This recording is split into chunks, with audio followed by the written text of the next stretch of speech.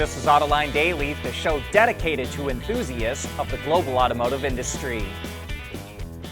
We're starting to see more Q1 sales figures come in for the U.S. market, and while the numbers so far look good, they're up nearly 8%, several automakers like Ford, Mercedes-Benz, JLR, and Stellantis still haven't reported yet, so we can't make a final determination of how the quarter ended, but here are some of the highlights so far. Toyota is enjoying extremely strong sales of hybrids and PHEVs. Sales of its electrified vehicles hit nearly 207,000 units, up 74%, and they accounted for 36.6% of the 565,000 vehicles it sold during Q1. Those numbers also include Lexus, which was up 15% in total. General Motors sold 594,000 cars, trucks, and SUVs, down 1.5%.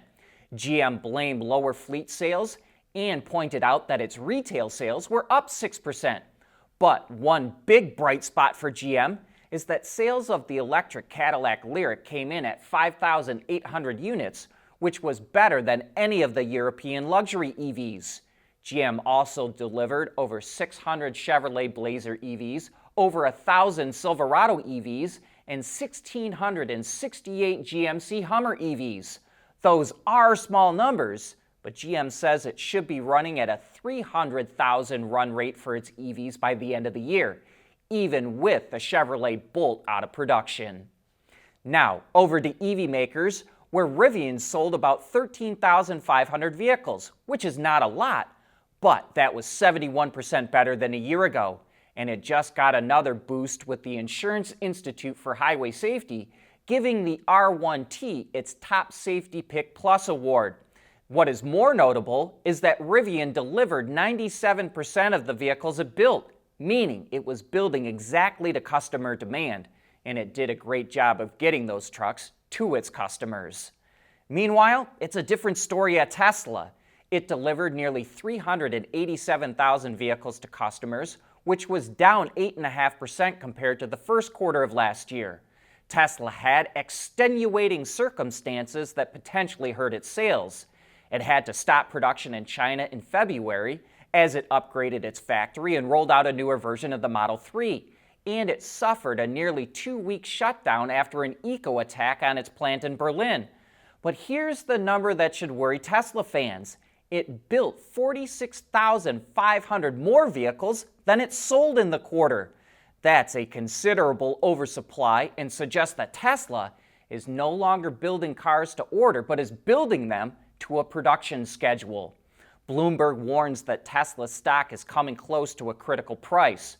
Shares are trading at $166 apiece, and Bloomberg says if it hits $150 a share, it will be a big test for where the stock is headed. Analysts seem to be torn as what's to come. Some think the low price represents a good buy on the dip opportunity, while others say that falling sales, falling revenue, and falling profits mean that Tesla's current valuation will have to be downgraded. When the peace and quiet of your morning commute is as comforting as your morning macchiato. That's what really matters. Bridgestone Turanza EV tires. Less noise for more quiet comfort. Renault is just starting to talk about a new 3D printing process that it's been working on for the last 2 years, which we think is really interesting. It's 3D printing parts out of thermoplastic polyurethane, or TPU, that have an internal mesh-like or lattice structure which can be varied in such a way that it has some give to it like you're squeezing foam. So it might possibly one day replace things like seat backs and seat bottoms, armrests, center consoles, and more. Plus, it's a single material taking care of the comfort, cushioning, and support, which eliminates the needs for fabrics, reinforcements, foams, some of the manufacturing, and it would make a seat about 30% lighter.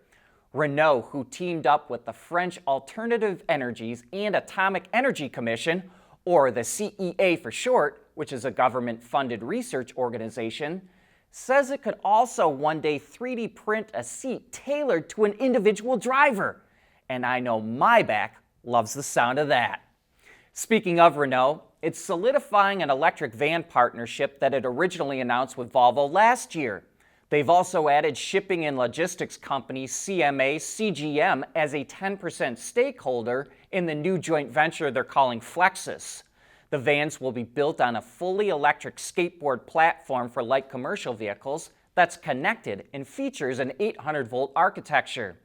We don't know if the platform is coming from Renault, Volvo, or if it's been developed by both, but the vans will be built at an updated Renault plant in France. It sounds like the models will start running down the line sometime in 2026. And if sales take off the way they're expecting them to, this is going to be a smart partnership.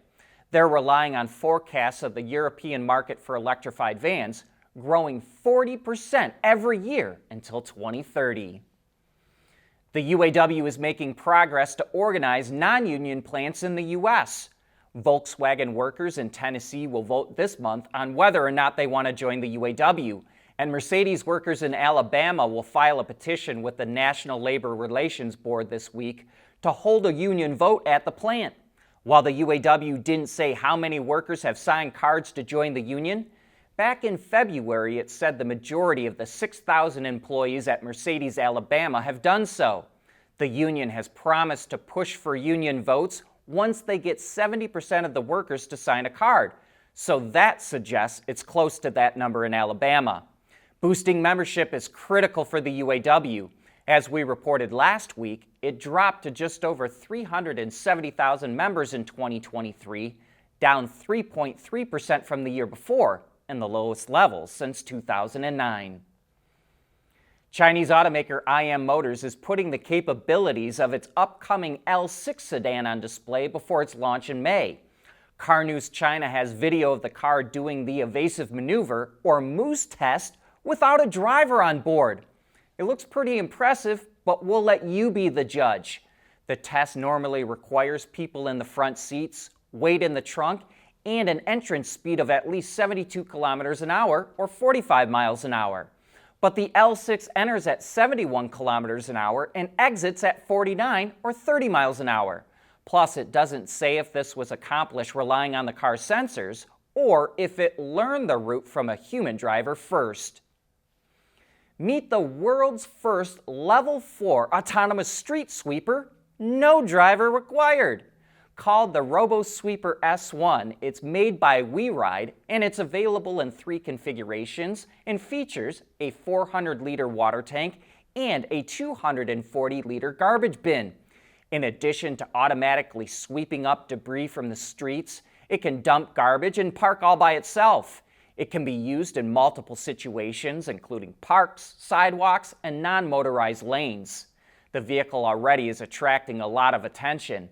WeRide says it received nearly $10 million in orders on its launch day.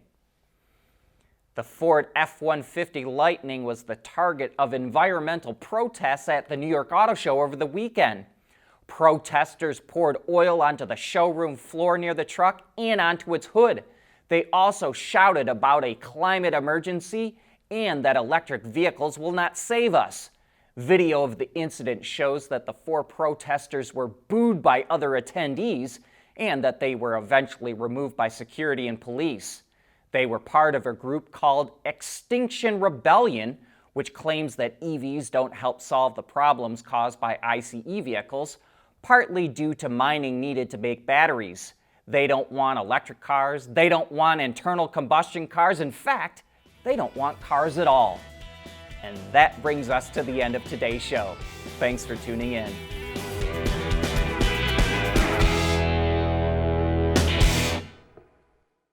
Autoline Daily is brought to you by Bridgestone, solutions for your journey, and by Intrepid Control Systems, over-the-air engineering. Boost your game. We want to know what drives your testing. OTA, connected car, diagnostics, remote testing. Intrepid Control Systems is here to help you work from anywhere. Intrepid Control Systems, driven by your data.